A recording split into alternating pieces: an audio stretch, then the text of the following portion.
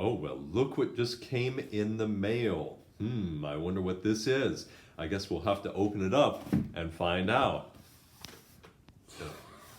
Yeah, sure, that'd be better.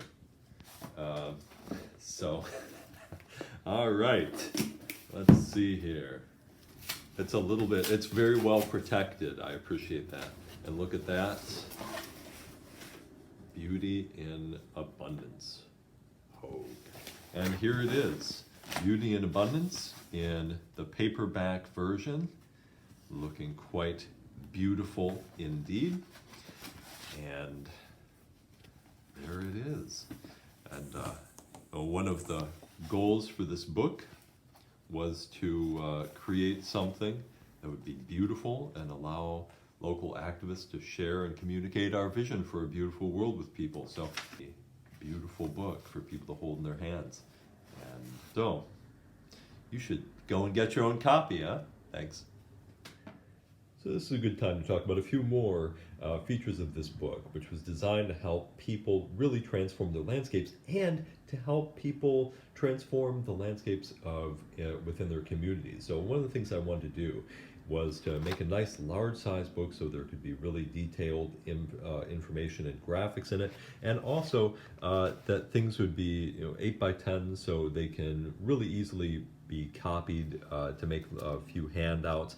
In fact, a lot of the book is designed for exactly that, as handouts that you can share. All of the adventures are printable one-page pages so that you can share. And the large size also allowed me to include a lot of really nice, high-quality, inspiring images to share as well. And here's an example of one of the worksheets in the book. So this, again, is something that's designed to potentially be shared with people in your own little reading group or landscape transformation group. So, and more beautiful images to go with that. Taking a look at the table of contents here, you see this is a big book. It's as big as something like the Permaculture Designer's Manual, but as we know, only about a third of that is related to gardening at all. So this is that size of book, but it's focused entirely on the garden. Another important thing about this book is that it is about food-producing gardens. I know of a lot of books on gardening aesthetics, and there's books on growing food, and there's books on ecological gardens, but I'm not aware of any books so far about beauty in ecological productive gardens. So this is something new in this book, and there's a whole lot of information in here about having good food gardens, including a lot of edible plant profiles too. And I love stories. I love art and stories and with my information. So this book has a lot of different stories, including models of transformative aesthetics, ways that people have changed the world with beauty. So there are hopefully some inspiring examples in here that will show you how having a beautiful garden can actually help transform the world. And here's one of the things that people have most asked me for. This is the book that's been a long time coming, which is a book on creating guilds and plantings.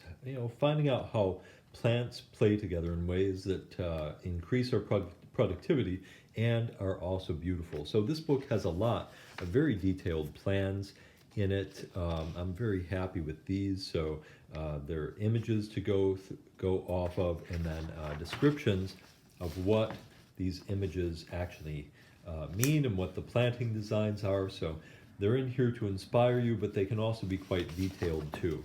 So a lot of these will give overall patterns. Now we can zoom in and look at what's in the individual beds. And then these are actual pictures of these guilds in the real world, what they look like. So that's something that people have always wanted, to have books of how these guilds work and what planting designs look like, and then actually what they look like so that we can help set them up.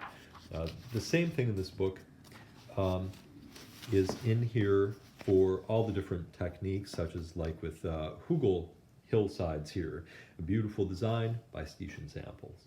And of course, what would a gardening book be without a chapter on soils? So And we have a very weird chapter on soils in this book, including showing some soil samples there.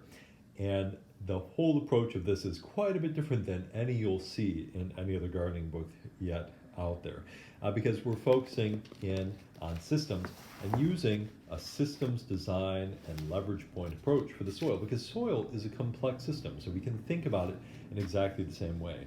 You know, getting friendly with a microscope and learning the 27 different names of different genre of microbes in your soil may be interesting for some people, but it really doesn't have much of an effect on the actual garden. What it does is looking at systems.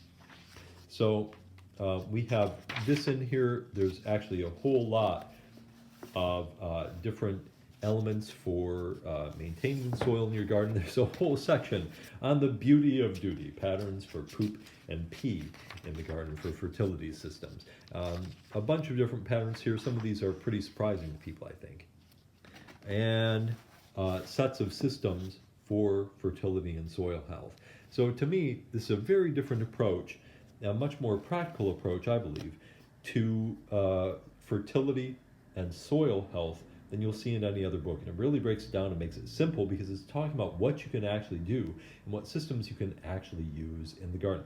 Like this zoned compost system, showing many different types of composting that you can do in different zones in the landscape.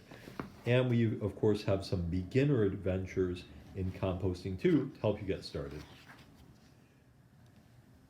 Because garden that isn't garden in a beautiful way can never be beautiful to me. There's a whole section in here, chapter 16, on starting gardens the holistic natural way, starting gardens without plastics, poisons, or fossil fuels. Okay, well, there's just too much in this very big book to get into everything here. We've got beginners gardening guild, we've got a beautiful mulch strip guild, a fruit tree guild in cool colors with showing the example, a fruit tree guild in warm colors on the other side.